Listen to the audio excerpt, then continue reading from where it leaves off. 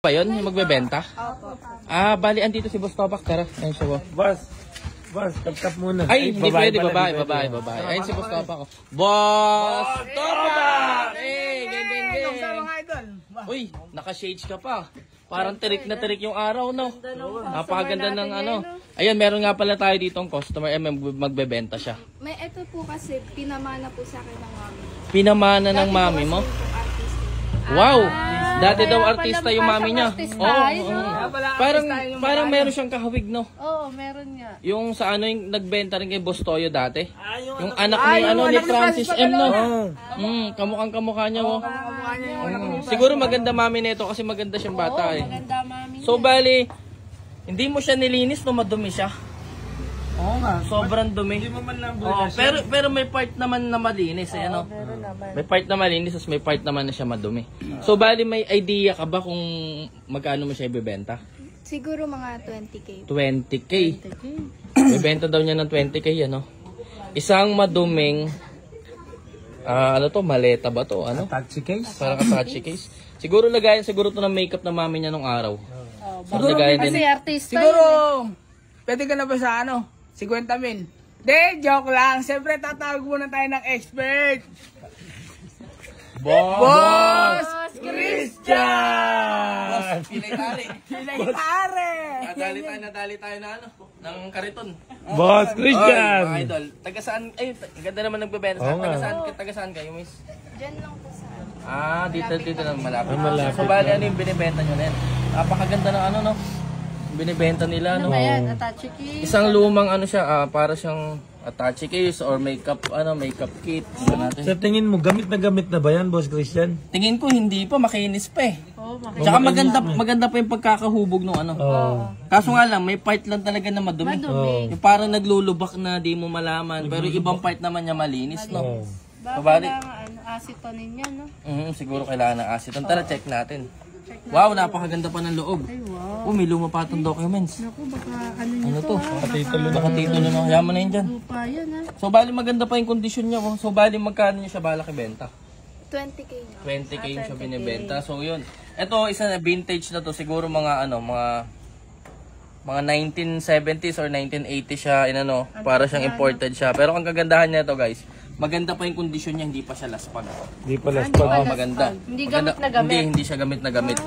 Pero yung may part lang talaga dito na madusing lang talaga yung yung mga ano. Saka parang dito nagkakalawang. Oh, may kalawang ito, yung part na yun, may kalawang. Sobrang kalawang din, oh. May kalawang, tapos parang may siwang, no? Basag, eh. Pero yung part na to parang naninilaw, no? Naninilaw. Dapat yan, Brasin yan. brasin ng So ayan, bali ako, ang estimated value ko para dyan sa isang lumang bali leather kasi yan, eh. leather. Siguro ang estimated ko para dyan, pwede ni dyan is 6.5.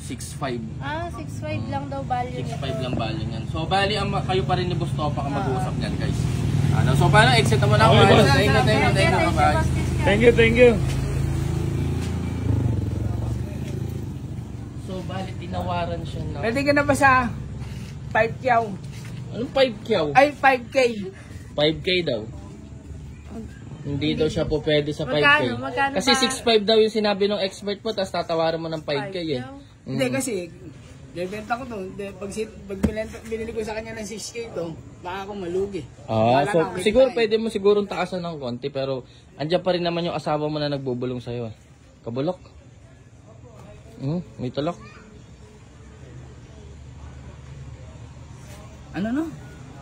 Di narinig. Ganyan yung binubulungan siya ng asawa niya kasi pagka naglabas siya ng malaking pera, pinapagalitan siya. So, sige. Kunin ko ng 30. Total, maganda ka naman, eh. 30. 30 pesos. 30 pesos. 30 pesos daw, hindi nga siya pumayag sa 13,000 niya. 13,000. Dahil, Maganda naman siya. Ang laki naman ng offer mo, 6.5 lang yung ni Boss Christian. Yung Siguro sa value niya, 6.5. 6.5. 6.5 daw, 6.5 daw, eka.